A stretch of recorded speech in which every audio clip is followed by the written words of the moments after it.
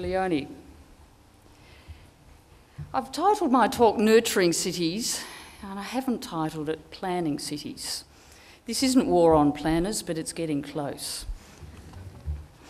As you heard, I'm a placemaking professional. I've got that tag now. I had no idea that's what I was doing when I started my career. This kind of thinking didn't exist, so I did architecture. But, I've been responsible for the development of Federation Square, Melbourne Museum, and latterly with Vic Urban of places like Melbourne Docklands and the revitalisation of central Dandenong. And so what I'm about is the creation and nurturing of cities. But before I talk about some of the applied work that I've done over the years, I just wanted to talk about what are we actually trying to create here. I think cities are about the well-being of people in their environment and the well-being of that environment. Well-being, if you have to put a tag on it, is the key output that we're trying to achieve. Infrastructure, planning schemes, there I go against the planners again, and institutions are only inputs. They're a means to an end and not an end to themselves. And I do get concerned when we talk about the planning of our city as if that is going to make it all fine. So if you take the human angle, the well-being angle, and you combine that with a long-term view, a long-term view then suddenly starts getting economic resilience and environmental resilience start kicking in. And it gives you a different perspective.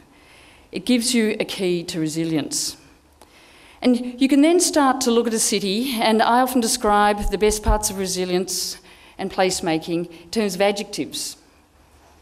They're adjectives that describe the look of a city, the feel, how you feed the soul, support people, connect people, how it functions economically and performs environmentally. If you start looking at that list, you start getting adjectives like, perhaps, beautiful, elegant, edgy, grand, safe, comfortable, exciting, vibrant, stimulating, tolerant, diverse, accommodating, friendly, uncongested, thriving, future thinking, whatever the list is.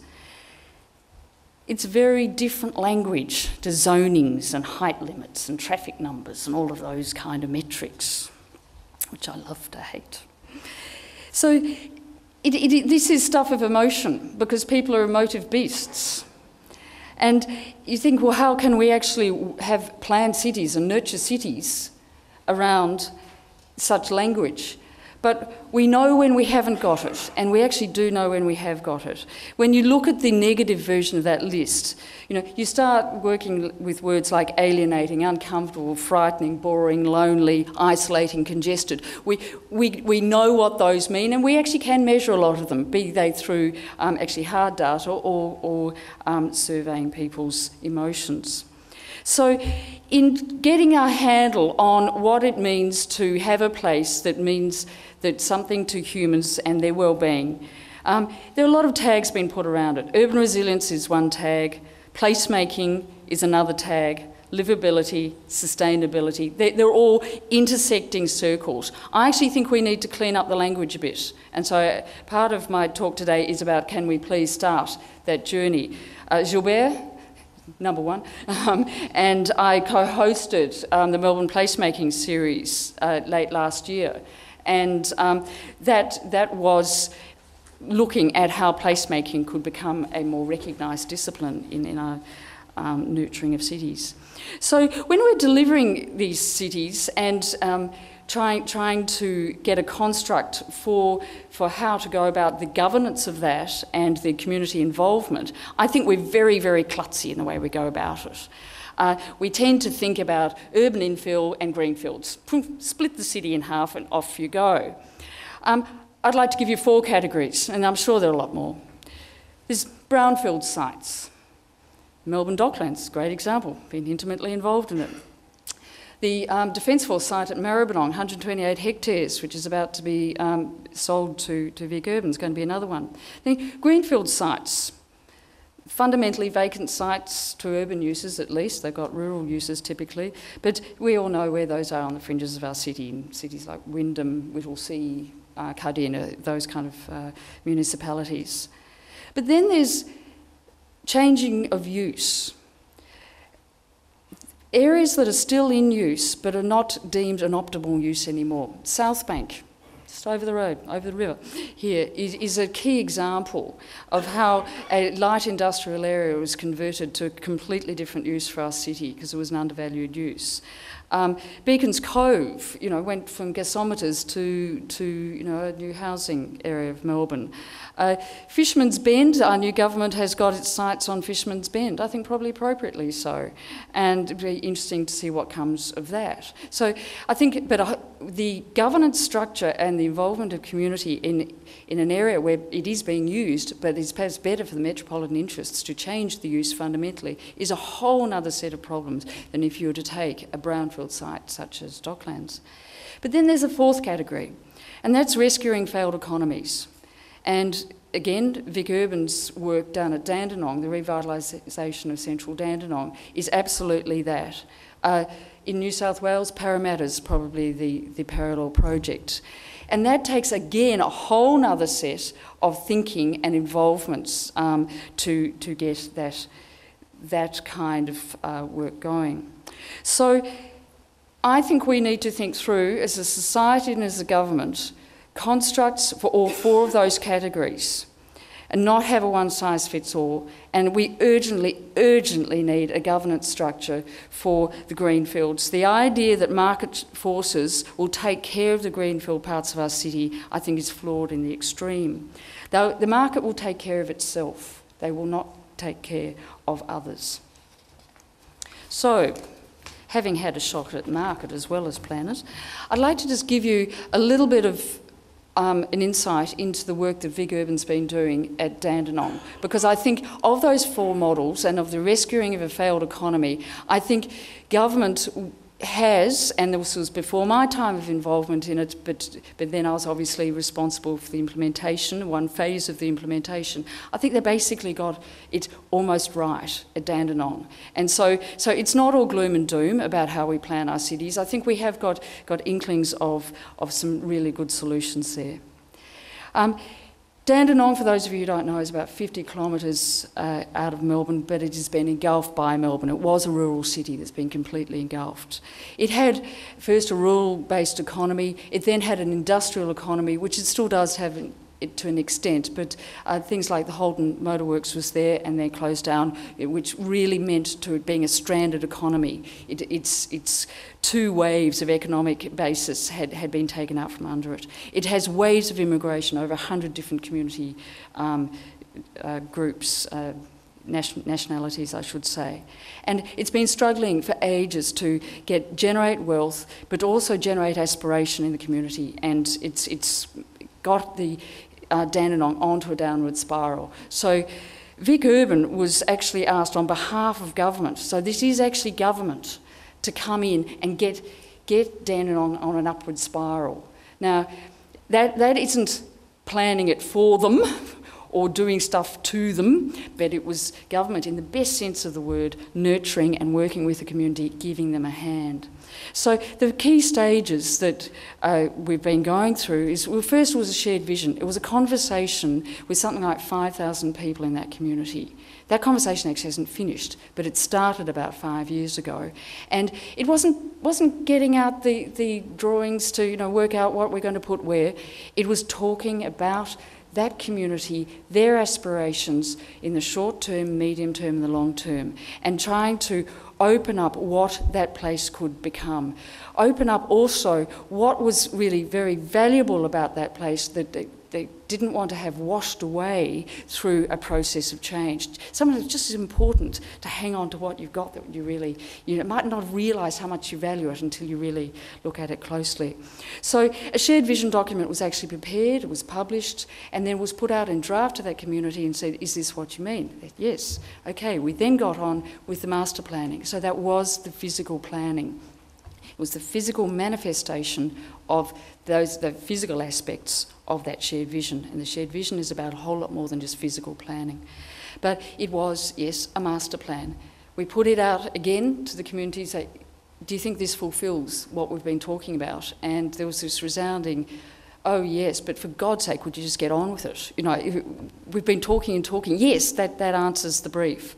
And so it was with that empowerment that the organisation was able to get going. Another key component too was not just drawing a plan and leaving it. It was the fact that Vic Urban will be involved for 20 years at least in Dandenong. And so they're going to stay with it. They're going to stay, keep faith with that community, stay in touch with that community, not just tell the communities what's happening to them. You know, it is engaging with the community, working with that community for 20 years. But it's also come in with government money, yes, a large amount of government money, to actually make key infrastructure development, to get a kickstart into the community. But also, and that is things like roads and bridges and that type of thing, but also to get catalytic projects up. Those projects have been supported by all 3 tiers of government, which is great. And there's one state government office building going up as we speak. And so to actually put money where the mouth is and see the cranes on the horizon, I used to sometimes say to the guys at the office, ultimate key performance indicator is a few cranes on the horizon. We got it, because if ever there's a symbol of just something's happening. But what we also did was a major land acquisition project or program. We were empowered as a government agency to actually acquire land and to open and close roads. That doesn't sound awfully important, but it meant that we bought up the whole central part of Dandenong, 7 hectares, and we were able to reconfigure it with safety in mind, with places of gathering, which our previous speakers have spoken about, to give the basis of the bones of the place a chance of success, and to get the development parcels such that people would want to come and invest. When they're tiny little parcels, you can't get the investment momentum going. So trying to get that all going. So we actually did buy up the whole city. But because we had the community with us, did you see any ugly headlines? No, you didn't. There just wasn't any. The support was huge. So far so good. This has survived with bipartisan support, which has been great. It's been coordinated reasonably across government, although Vic Urban's had to paddle really hard to get that coordination. And it is starting to show the kind of outcomes that I listed at the beginning. So rather than just talking about roads and bridges and that type of thing, let's go back to that list, that Human Connect list and Environment Connect list. The look of the place, where we have actually completely revamped the Princess Highway through the centre of Dandenong. Please go down there and have a look at it. You absolutely, in your face, beautification. It's a pride of place program. A new street, City Street, connects the railway station with the Princess Highway. That is all starting to happen now too. So the look is palpably different. The feel. These kind of works are starting to get the safety going, which was an important negative in the field previously. But also the buzz. We're connecting people in a way that hasn't been connected in that city centre before. We're getting places, retail with commercial, with residences, with educational institutions, all into the city centre, whereas before it was basically failed retail centre. So just getting that buzz going. We're feeding the soul with cultural programs. The council and state government had already done the Drum Theatre. Go and have a look at the Drum Theatre, gorgeous little theatre in the main street. But we're also, as an agency, we're working very, very closely with the Dandenong Council with the ART program. And even down the Princess Highway, the light poles, there's an art theme to the light poles. They're all coloured lights as you come through.